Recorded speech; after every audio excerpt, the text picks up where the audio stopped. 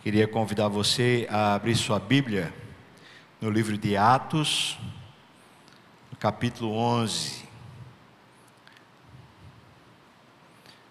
O pastor Daniel está com a virose, então queria que você orasse por ele. Ele não está aqui hoje e para mim é sempre bom poder estar compartilhando a palavra também aqui nesse culto. Capítulo 11 do livro de Atos, a gente vai ler a partir do versículo 19. Nós vamos ler sobre o nascimento de uma igreja lá no Novo Testamento, dentro de um contexto histórico bem próprio, naquelas circunstâncias. O texto diz assim para nós, a partir do versículo 19, Atos 11, a partir do versículo 19 até o versículo 26. 19 até o versículo 26, diz assim: Então os que foram dispersos por causa da tribulação que sobreveio a Estevão, se espalharam até a Fenícia, Chipre e Antioquia, não anunciando a ninguém a palavra, senão somente aos judeus. Alguns deles, porém, que eram de Chipre, de Cirene, e que foram até Antioquia, falavam também aos gregos, anunciando-lhes o evangelho do Senhor Jesus. A mão do Senhor estava com eles, e muitos, crendo, se converteram ao Senhor. A notícia a respeito deles chegou aos ouvidos da igreja que estava em Jerusalém. Então enviaram Barnabé até Antioquia. Tendo ele chegado e vendo a graça de Deus, alegrou-se e exortava a todos a que com firmeza de coração permanecessem no Senhor, porque Barnabé era um homem bom, cheio do Espírito Santo e também um homem cheio de fé. E muita gente se uniu ao Senhor. Se uniu ao Senhor. Vou repetir, se uniu ao Senhor. E partiu Barnabé para Tarso, à procura de Saulo. Tendo-o encontrado, levou-o a Antioquia. E por todo um ano se reuniram naquela igreja e ensinaram numerosa multidão. Em Antioquia foram os discípulos pela primeira vez chamados cristãos. Vamos orar de novo, irmãos.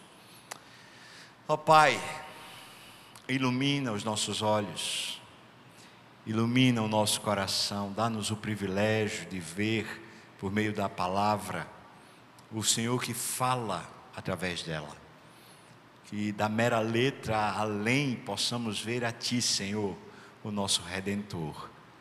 Senhor, Tu sabes o de que nós necessitamos nessa noite, e eu peço então que o Senhor venha com a Sua providência nos encontrar, no nome de Jesus, amém, amém.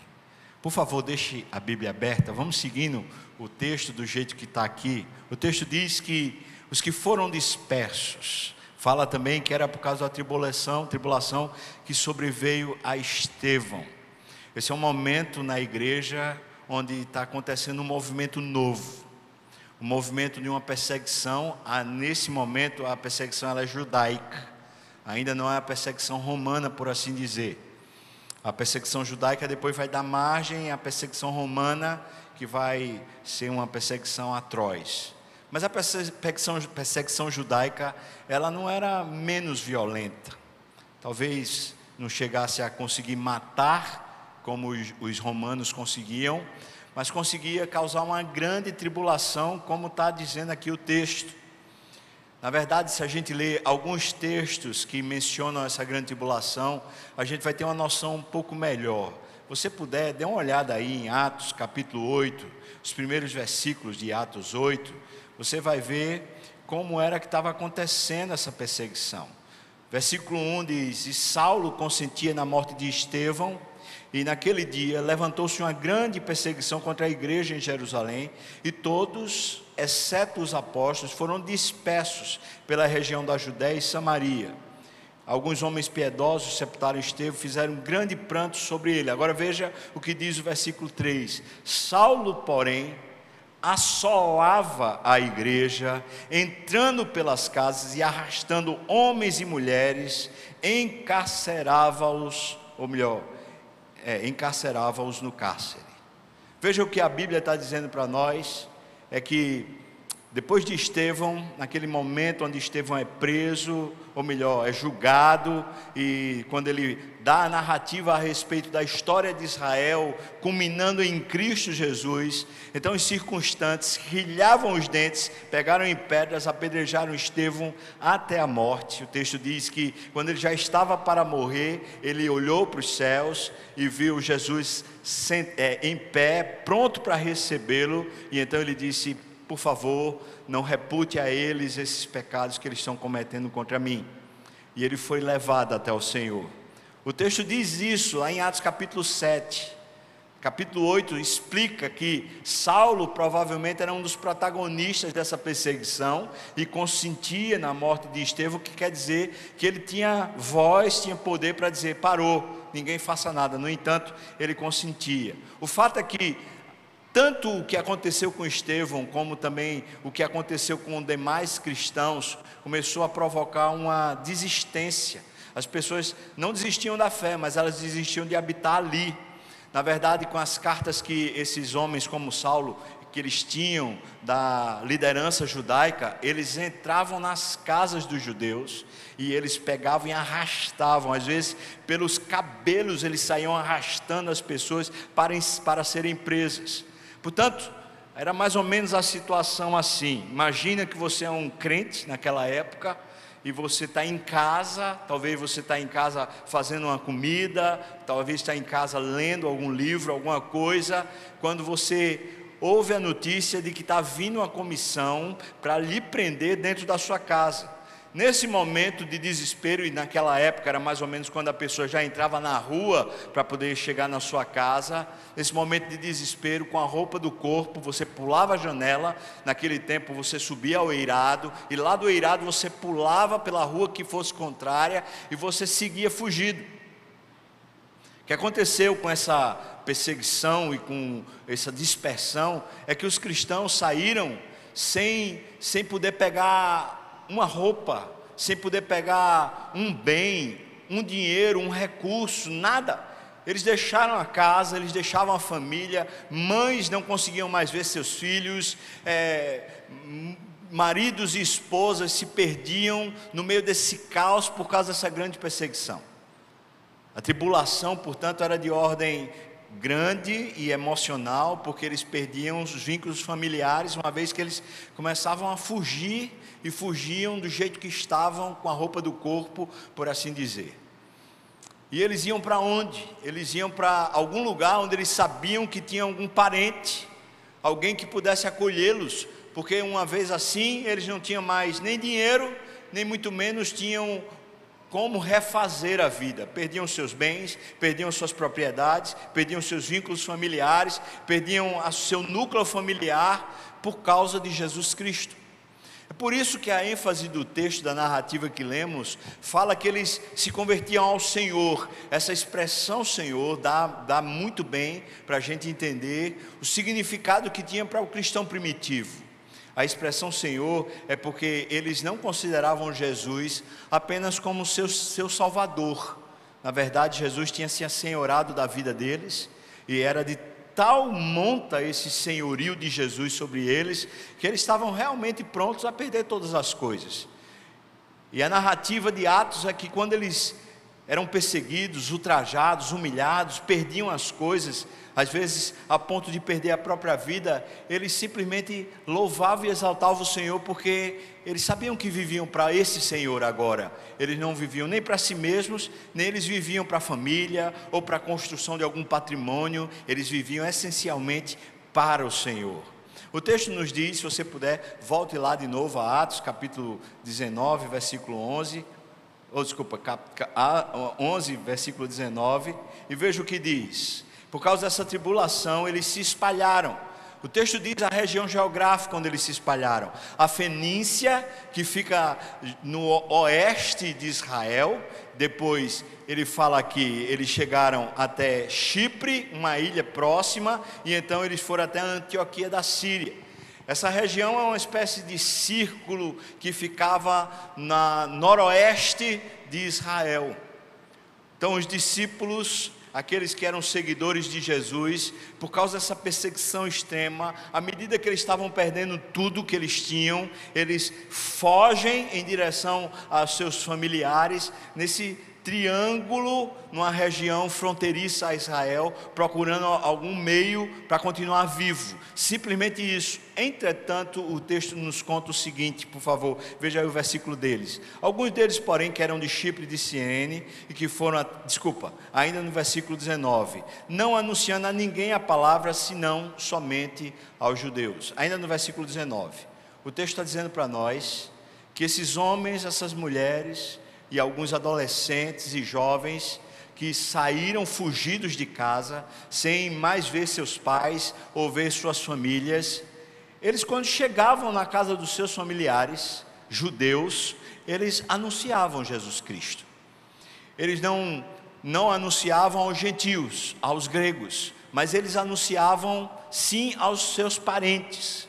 Isso mostra muito claramente qual era a proposta de vida que eles tinham. A proposta não era que Deus lhes satisfizesse, a proposta era satisfazer ao Senhor. Eles já estavam felizes por pertencer ao Senhor, suficientemente felizes ao ponto de que só valia a pena continuar vivo se fosse para anunciar Jesus como Senhor e Salvador do mundo. Chegando na casa dos parentes, eles corriam o risco sim de que a perseguição se estendesse até aqueles parentes, e de que aqueles mesmos parentes pudessem denunciá-los e portanto eles fossem presos.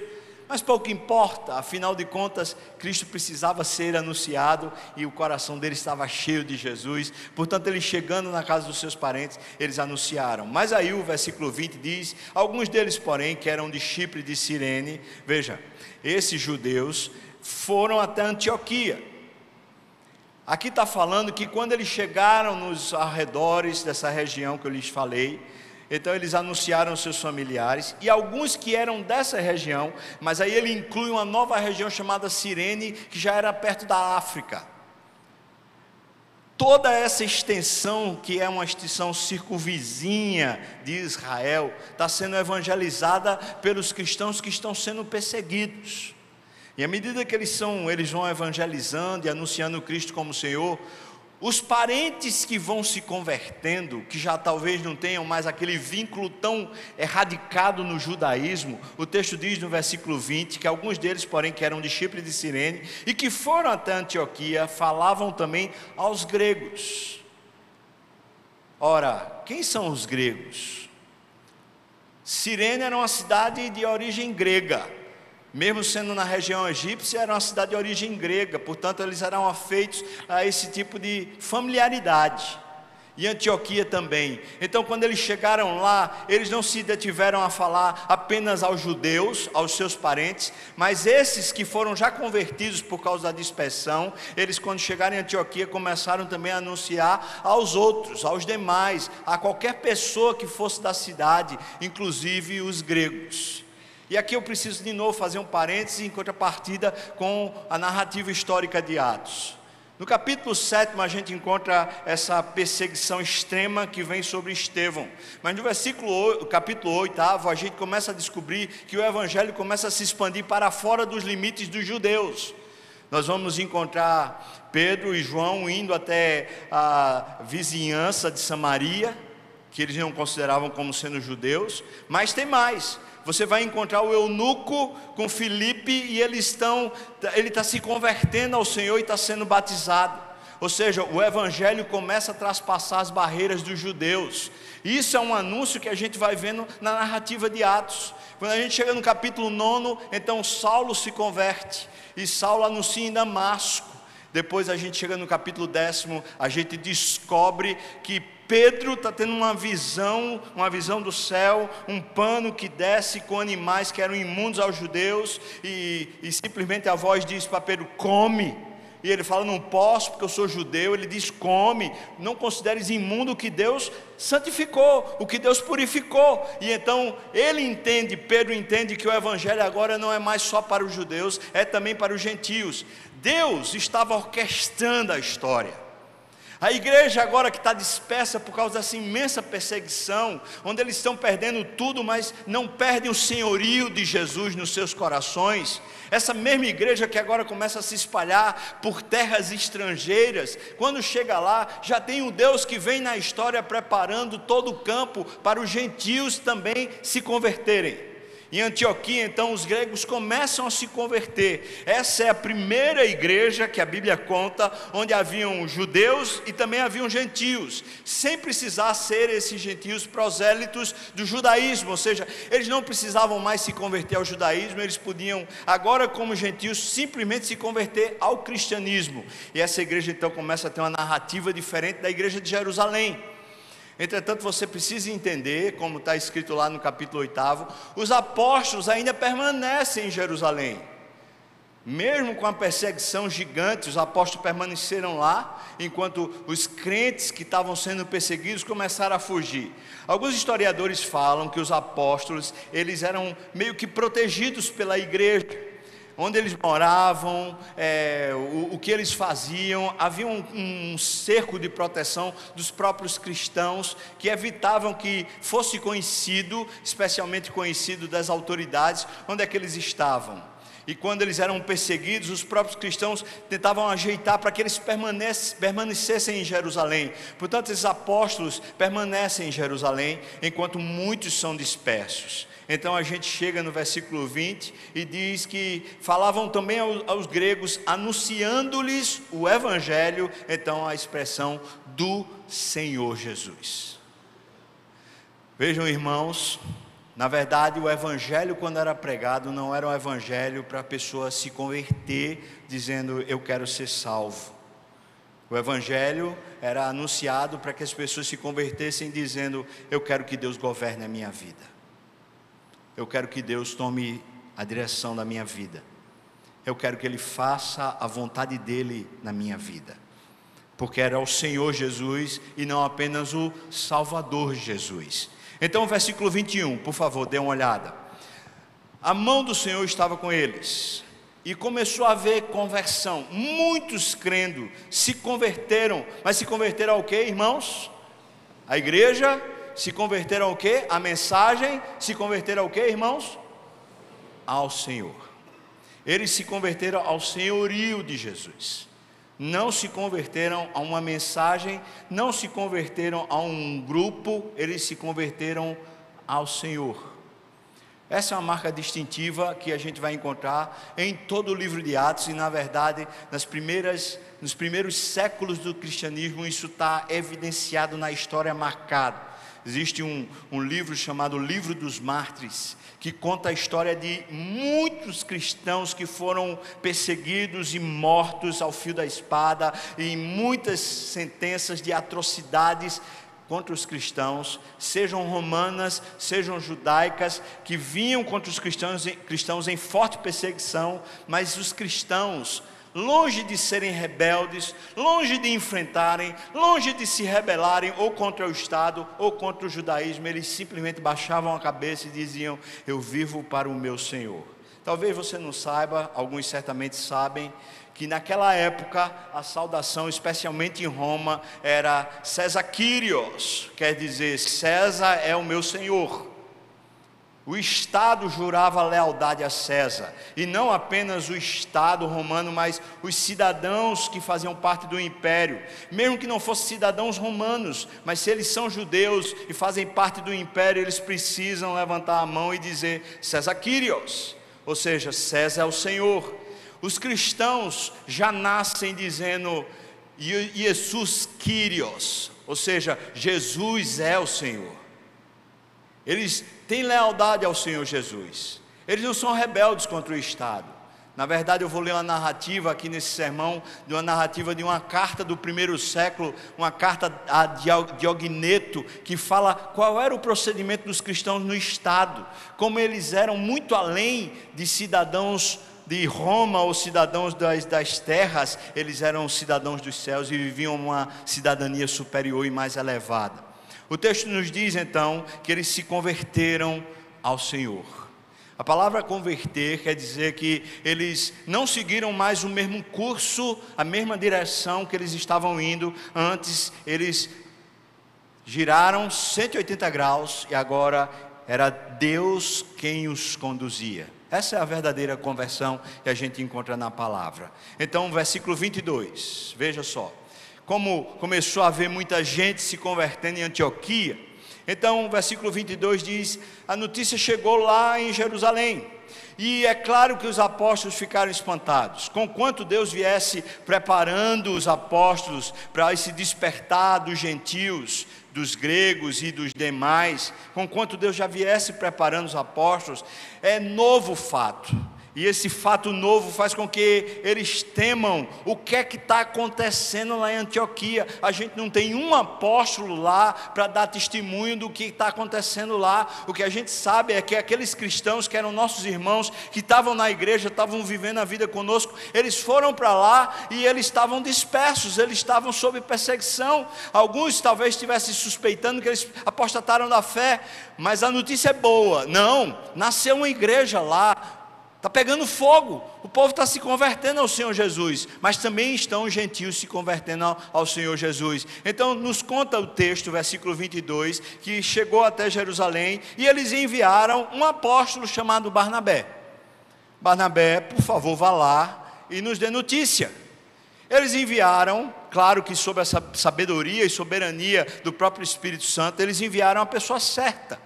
O coração de Barnabé é um coração extremamente pastoral, aquele coração de uma pessoa que tem sensibilidade para perceber aqueles que realmente amam o Senhor Jesus, ou aqueles que são só uma vida de fachada, uma vida de aparência. Barnabé me parece ser aquele que insiste com os fracos, com aqueles que muitas vezes não são acreditados pela igreja, mas que ele tem uma sensibilidade espiritual. Esse acolhimento nato em Barnabé era um dom espiritual que fazia ele perceber e discernir, como foi o caso do próprio apóstolo Saulo, Paulo. Se a gente vai ler na narrativa, a gente vai ver que depois ele sai até Tarso e vai pegar Saulo. O que aconteceu nesse intervalo, na conversão do capítulo 9, e agora quando a gente chega no capítulo 11, a narrativa de que Paulo volta. Capítulo 9 diz que Saulo se converte no caminho a Damasco, quando ele estava com cartas de autorização, para ele entrar nas casas, arrombar as casas e prender os cristãos, arrastando e encarcerando eles. Mas ele se converte porque ele se encontra com Jesus. E nesse encontro, quando ele começasse a pregar em Damasco, sofresse afronta em Damasco, ele vai parar lá em Jerusalém, no meio dos apóstolos. Mas os apóstolos desconfiam da conversão de Saulo. Os apóstolos falam: não sei se é bem assim, talvez ele não seja tão crente assim como a gente está pensando, ou como se faz parecer que é. Talvez seja só uma armadilha. Entretanto, Barnabé não desistiu de Saulo e quis acreditar que daquilo de fato era uma conversão. Eu vou chamar isso de discernimento espiritual. Ele tinha discernimento espiritual a respeito da realidade espiritual daquele homem chamado Saulo. Entretanto, Saulo sai dali e provavelmente passa um período na Arábia, onde ele tem revelações a respeito de Jesus, e alguns estudiosos falam que durante esse período na Arábia, ele tem o verdadeiro apostolado e o verdadeiro seminário da sua vida. Paulo era um homem letrado e culto, ele conhecia profundamente o judaísmo, conhecia profundamente a cultura, e ele conhecia sobretudo a Torá, ou todos os escritos do Velho Testamento. Ele conhecia tudo.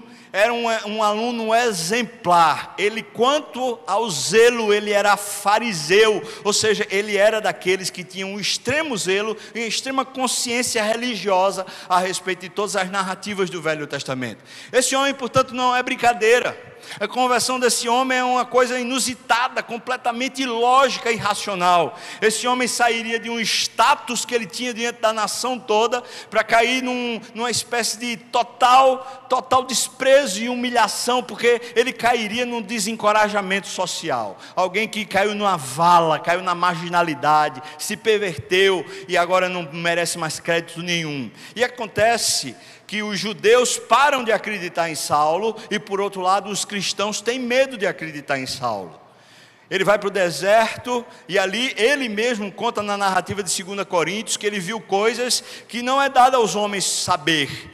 E Jesus Cristo mesmo lhe apresentou o Evangelho. Então, toda a reinterpretação do Velho Testamento de Saulo acontece naquele deserto. É quando ele descobre que toda a narrativa do Velho Testamento é uma narrativa cristocêntrica, tem a ver com Cristo. E aquele processo muda o discurso completamente de Saulo. Mas quem sabe disso? Ele agora voltou para a sua cidade natal. Ele está lá, certamente pela própria natureza de Saulo, ele está lá pregando aos seus familiares, está pregando a quem estiver lá, porque Saulo parece-me ser assim. Então, quem se lembra de Saulo? Barnabé.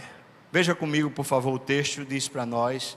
Então, ele chegou, versículo, por favor, versículo 23. Tendo ele chegado, Barnabé, e vendo a graça de Deus, vendo que não era fachada, vendo que aquilo não era só um oba-oba, que aquilo não era só um clube social, que aquilo não era só um entretenimento, mas era pessoas que tinham se convertido ao Senhor Jesus, ao senhorio de Jesus, vendo a graça de Deus, alegrou o coração, alegrou-se. E o texto diz que ele exortava, a palavra exortar aqui é no sentido de que ele colocou o ombro junto dos ombros daqueles que estavam lá, exortava a todos que aqui com firmeza de coração eles permanecessem aonde, irmãos? Por favor, veja aí, permanecessem aonde, irmãos? No Senhor. Ou seja, aqui dá a entender que muitas vezes nós nos convertemos ao senhorio de Jesus, mas precisamos ser encorajados, precisamos muitas vezes de uma estaca ao nosso lado, de alguém firme na fé, que esteja ao nosso lado dizendo: continue colocando o seu coração à disposição de Cristo, para que Ele seja Senhor sobre a sua vida.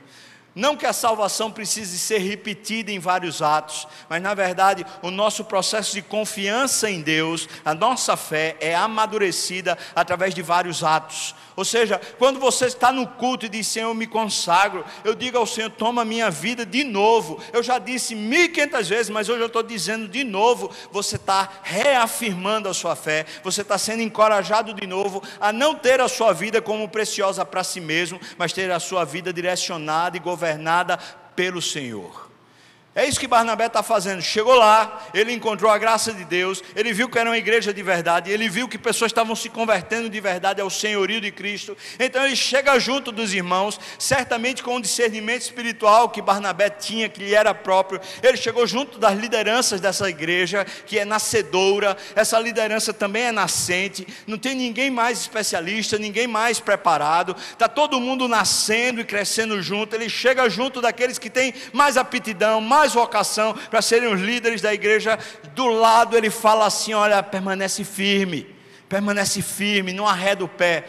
A Bíblia explica para a gente que, dadas circunstâncias de perseguição, de desencorajamento social, de perda de patrimônio, de muitas vezes perda de credibilidade social, é claro que se precisava de encorajamento, é claro, senão uma pessoa podia esmaecer, não necessariamente perder a fé, mas ficar titubeando, como se dissesse: será que vale a pena? Será que vale a pena?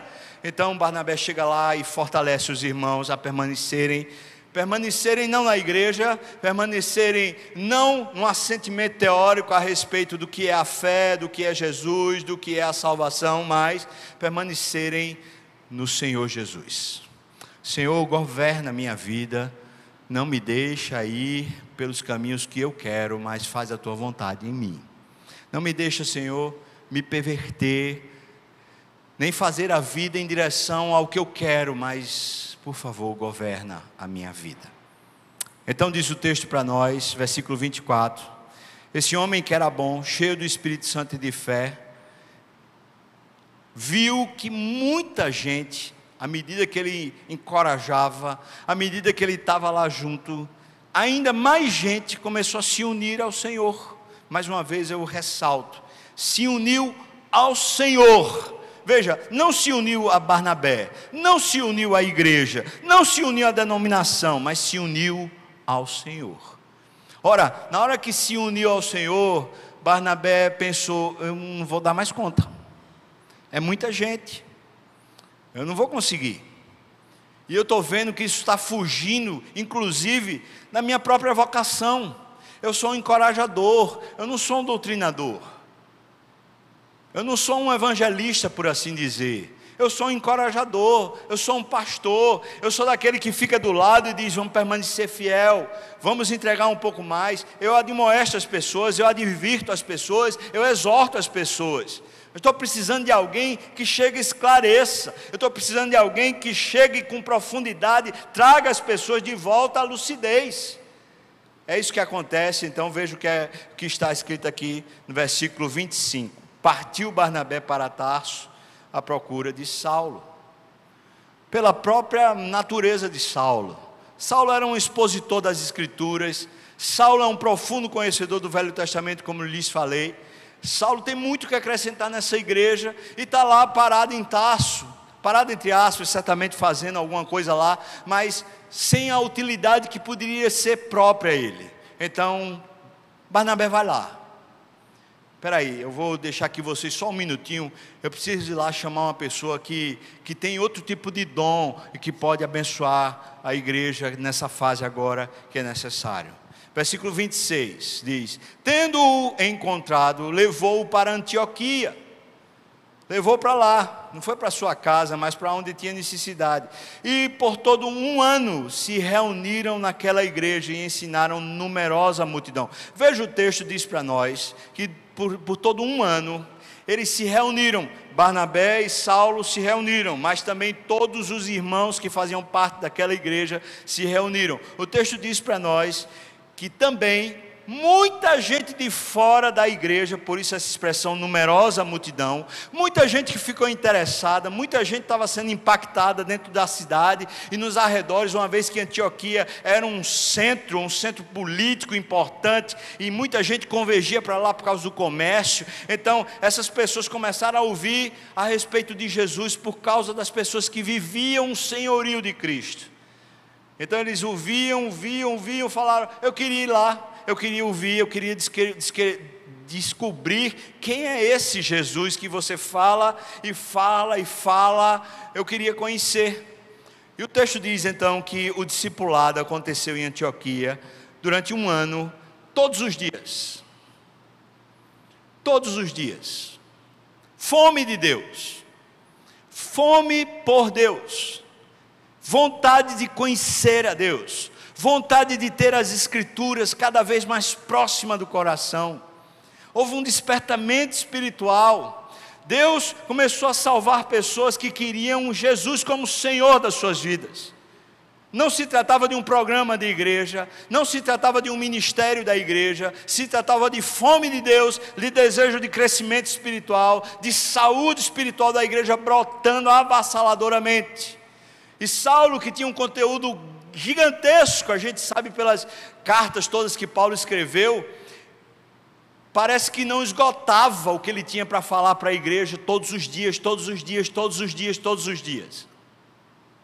Alguns pregadores hoje também são assim, pregam todo dia, e parece que nunca esgota, por causa da profundidade do que Cristo já construiu dentro dos seus corações. Paulo chega, Barnabé chega, e agora Antioquia vai ver um avivamento chegando também. O avivamento acontece porque aqueles homens, aquelas mulheres, aqueles adolescentes, aqueles jovens, aquelas crianças tinham fome do Deus vivo, e agora a Bíblia estava sendo anunciada para eles. Deus estava falando aos seus corações por meio da palavra. Aqui eu precisava falar com você, meu irmão. Porque se tem uma coisa que denota a nossa saúde espiritual, é a nossa fome por Deus. A gente pode ser participante de um ministério, a gente pode ser uma pessoa que tem um compromisso, que não falta, que está presente. A gente pode ser alguém que está como membro da igreja há 20, 30, 40 anos. A gente pode ser alguém que seja pastor, que seja vocacionado, que esteja em algum ministério importante, que faz muitas coisas importantes para Deus. Mas o que denota a nossa saúde espiritual não é o quanto fazemos para Deus, mas sobretudo a fome que temos de ouvir Deus, de conhecer a Deus. E quando Cristo é o Senhor do nosso coração, quando em vez de fazermos as coisas para Deus, nós queremos que Ele faça a vontade dEle em nós, para nos usar conforme o seu bem-querer, conforme o seu parecer, quando na verdade é Cristo quem faz em nós e não nós fazemos para Ele, há uma inversão de papéis, e toda vez que o cristão se deixa usar por Deus, tanto mais aumenta a sua fome pelo próprio Deus. O processo é um processo de uma retroalimentação positiva. À medida que você diz: Senhor, governa a minha vida, eu não tenho como resolver os meus problemas, eu não tenho como saldar as minhas contas, eu não tenho como administrar a minha família, eu não tenho como resolver absolutamente nada, mas por favor me use para que a glória seja tua, para que o teu reino cresça, para que o teu filho seja conhecido. Quanto mais você se entrega a Deus, mais fome você tem de Deus. E então Deus lhe dá mais da sua palavra, lhe dá mais da sua porção, lhe dá mais crescimento espiritual. E esse crescimento espiritual faz você ficar ainda com os olhos mais iluminados, faz ficar com o coração ainda mais aquecido. Então você diz para Deus: Senhor, toma a minha vida, por favor me usa mais. O Senhor pode usar toda a minha força, todo o meu fôlego, tudo que eu tenho. O Senhor pode usar os meus recursos, o Senhor pode me deixar até sem casa, sem patrimônio, sem história, sem nada, porque eu quero o Senhor. E quando você diz isso, Ele aumenta ainda mais a sua fome por querê-lo. A igreja de Antioquia revela para mim e para você que um crescimento da igreja não acontece por causa de programações, não acontece por causa de programas de discipulados que acontecem na terça-feira, que acontecem no sábado, não acontece por causa da fidelidade dos seus membros que vem para o ensaio do louvor, ou que vem para o pequeno grupo, ou que vem para a liderança. O crescimento espiritual de uma igreja acontece quando as pessoas que se convertem, não se convertem à igreja, mas se convertem ao Senhor, que querem Deus como Senhor, que querem que Cristo as governe na vida, não apenas no ministério, não apenas na dedicação das coisas da igreja, mas querem que Cristo as governe para tudo. E pessoas que assim querem, têm fome de Deus, querem conhecer mais a Deus.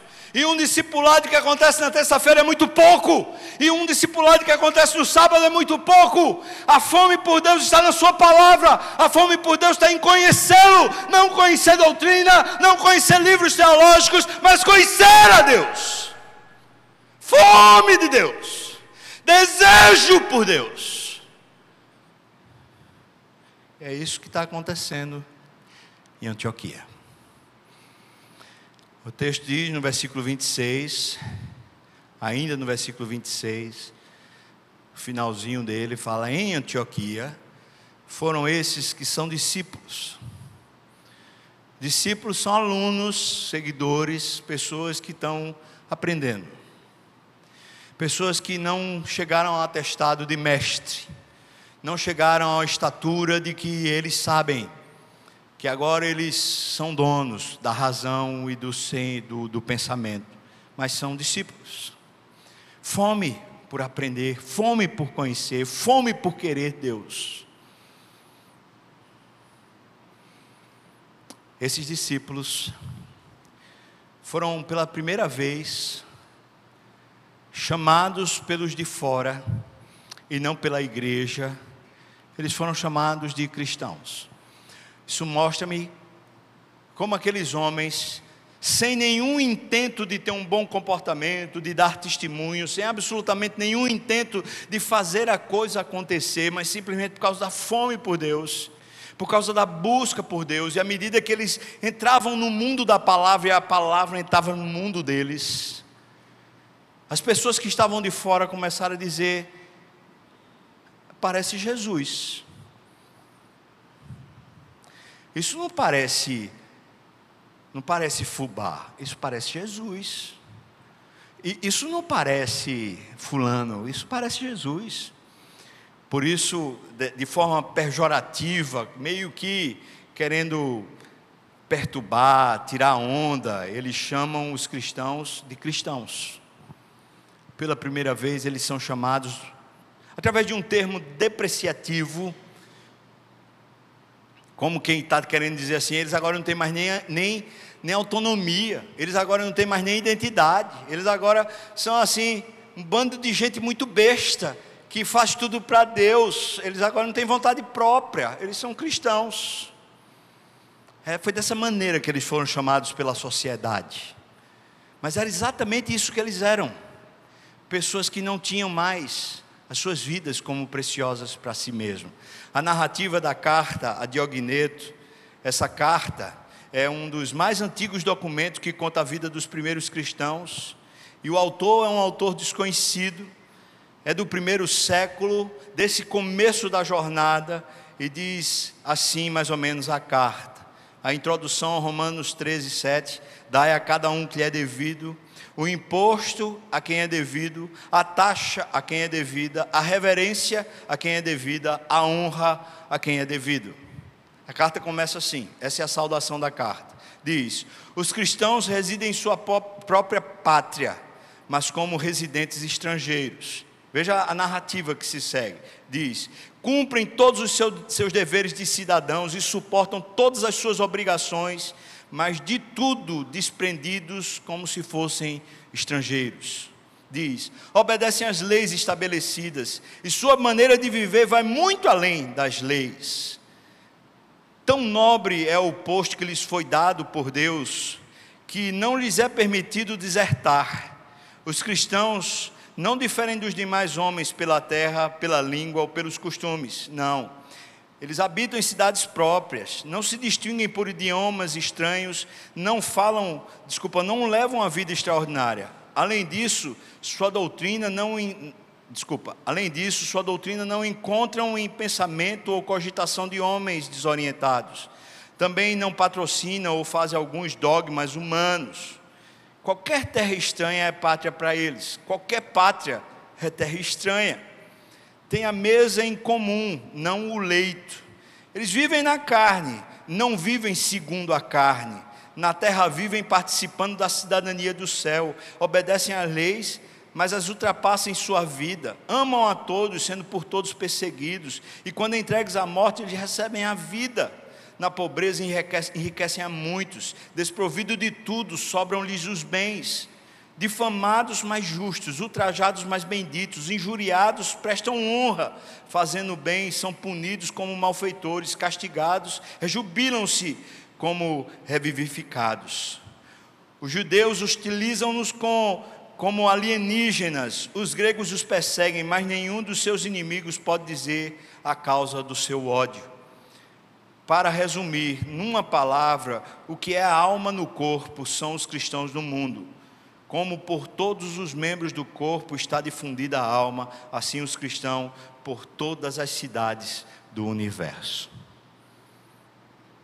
Pela narrativa histórica desse documento, essa foi uma percepção de alguém que, não sendo cristão, falava a respeito dos cristãos, e é por causa desse comportamento que eles são chamados de cristãos. Porque eles vivem para Deus. Porque não era um hábito apenas de igreja, de ministérios, de coisas para serem feitas para Deus, mas era uma vida totalmente entregue em todas as áreas, no trabalho, na família, nos muitos afazeres da vida, nos desejos, nas aptidões, tudo entregue para Deus. A igreja de Antioquia é um grande desafio ao meu coração. O que mais me marca na narrativa da igreja de Antioquia é que o discipulado na igreja de Antioquia não acontece como um programa obrigatório.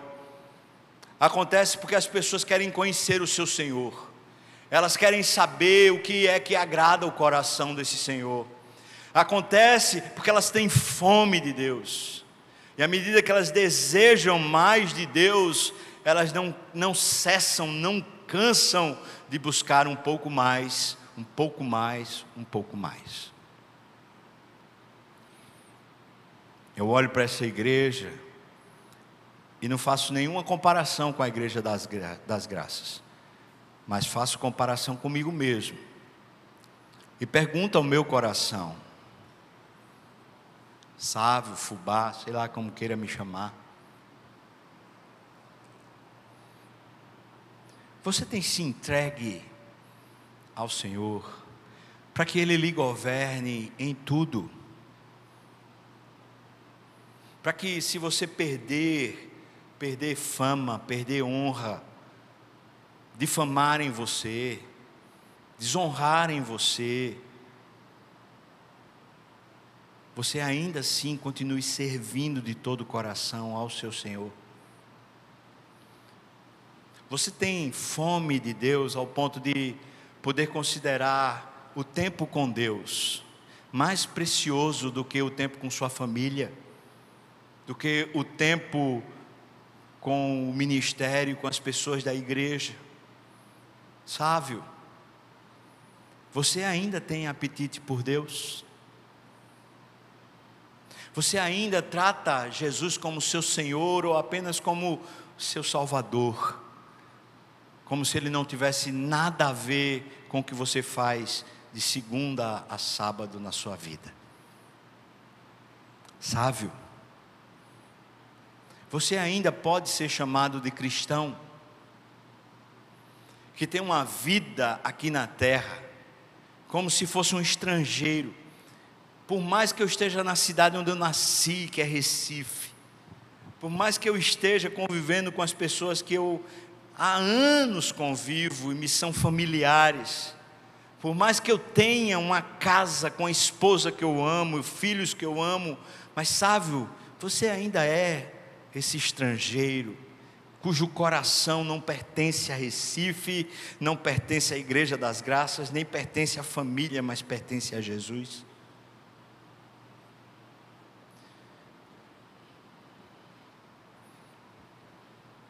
À medida que eu me pergunto essas coisas, eu tenho sido desafiado.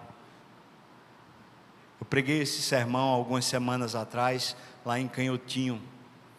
Enquanto eu estudava, eu vinha sendo desafiado por Deus a respeito dessa cidadania, desse coração, dessa vontade por Deus. Pergunto a você, meu irmão, você tem fome de Deus? É impressionante como para algumas pessoas a falta de fome por Deus faz com que participar das coisas da igreja seja um sacrifício.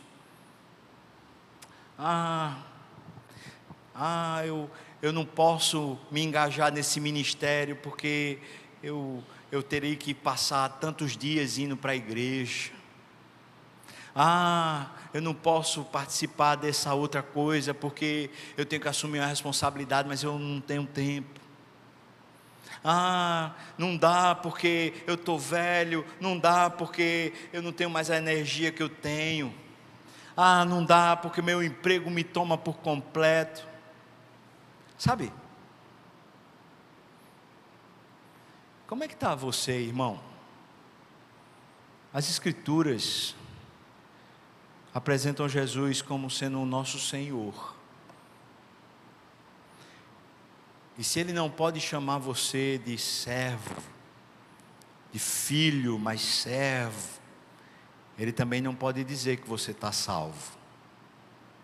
O maior testemunho que você vai ter no seu espírito é o testemunho do próprio Espírito Santo dizendo no seu coração que você é filho de Deus.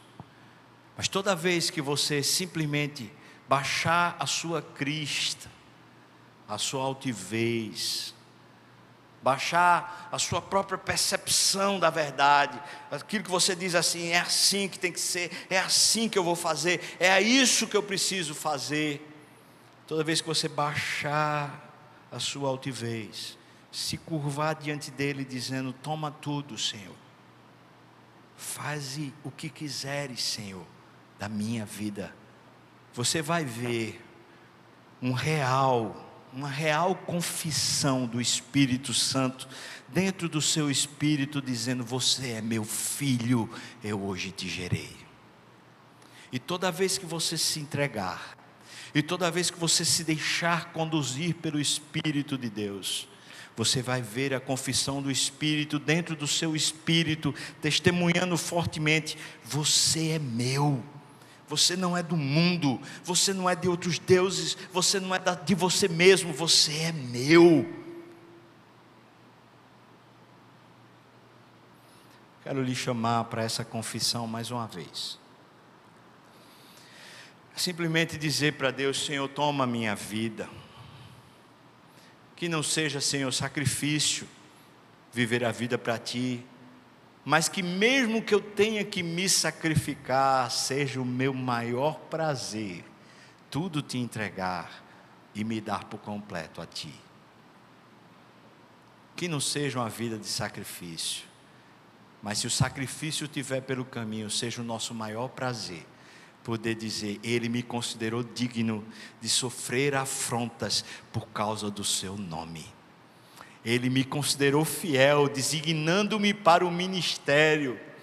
Ele me considerou, por isso Ele me chamou para ser dele. Que isso seja o nosso maior privilégio. Temos a Ele e Ele nos tem na sua mão. A nossa história está escrita na eternidade para vivermos para Ele. Aleluia, irmãos, aleluia. Vamos orar. Queria convidar você a ficar de pé para a gente orar junto.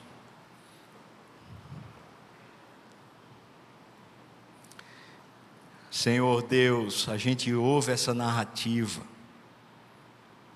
e como é impactante ver irmãos nossos, lá no passado, que estavam perdendo bens preciosos, perdendo familiares, mas estavam tão satisfeitos pela vida do Espírito.